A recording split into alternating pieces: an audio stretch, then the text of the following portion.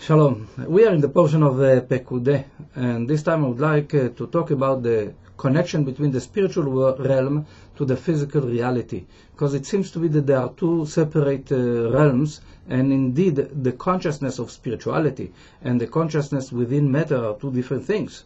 Now, also a person can be spiritual but have physical consciousness, and a person can be physical and have spiritual consciousness. So what's the connection between the two? Especially that we are, in the last few portions, we are speaking about the structure of the tabernacle, in which we are dealing with a lot of matter, and real matter, with the gold and silver and copper, which is very materialistic, diamonds, precious stones, and so on. It speaks about money and donations to the tabernacle. It seems to be very physical. Now, the question is, what's the connection between spiritual to physical? Do we need to have that type of connection? So the Zohar on this Parsha starts with the concept of rivers that are flowing into the sea, and the sea is not getting full. And the Zohar is explaining that the rivers are the emanations of the Iranpin, of the upper realm, upper world, the spiritual world, and the sea is kingdom of the spiritual world, is the vessel that receives that light. And in comparison to the tabernacle, the Zohar is saying that the sea is the tabernacle, which means that the tabernacle is receiving the light from above, is receiving that, is getting full but not getting full, because it's giving that light onwards to those that can receive the light from the sea, which is all the creatures of this world, mankind and the entire world. Now, in order to do so, in order that the Mishkan can be there, can we have that all the instruments and the tools that are being used in the tabernacle would be with physical consciousness, or do we need to elevate them to a higher consciousness, that they will be physical but with total different consciousness than that we are used to have in life in general? And the idea is, yes, in order to have the tools of the tabernacle being a proper vessel to channel the light to the entire world, and we need to understand that the tabernacle and the temple in Jerusalem were the strongest portal ever to bring the light of God into this world.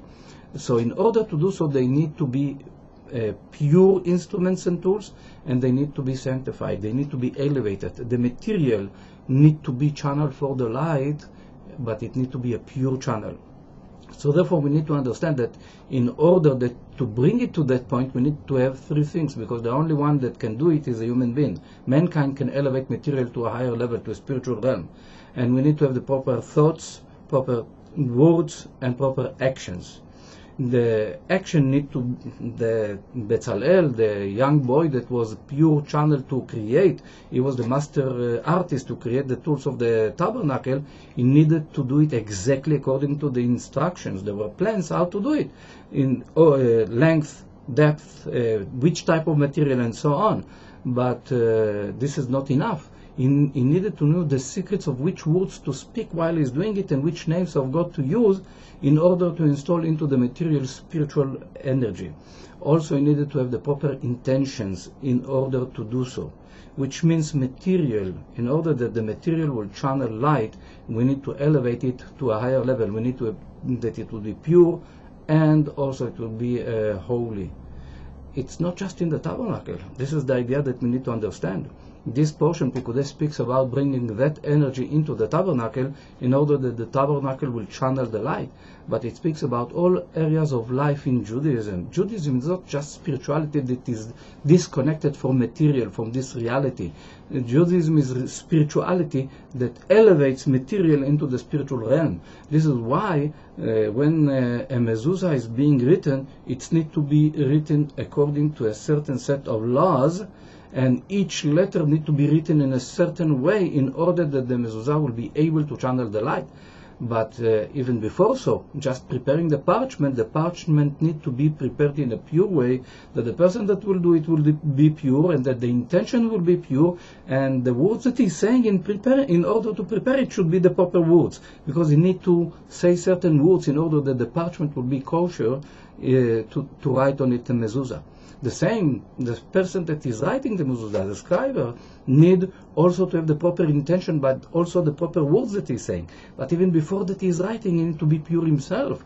Now we need to understand that when we speak about kosher, it means that the person is not bringing impure food into himself, into his system. This is helping to elevate his own body to a higher level. It's not the same body if the person is eating, if a Jew is eating non-kosher or kosher, it's not the same consciousness in the cells of the body. Therefore, if someone wants to be spiritual, it's associated with the physical reality. This is why Judaism is truly connecting spiritual realm into reality, and this is the energy of this portion, to bring the spiritual in order to elevate the material to higher consciousness, to be channel of light. So therefore, in this week we can draw that energy into our life through the words of the Torah, to bring that we would like to elevate the consciousness in our house to be a higher energy in our home, because in our synagogue, because the synagogue is a small temple, and the house that we live in is also a vessel for the light of God. Now it depends on our intention, words, and actions. This week Parsha is helping us to elevate material into spiritual. God willing that we will succeed to do it, all of us, in the best way. Kol Tov.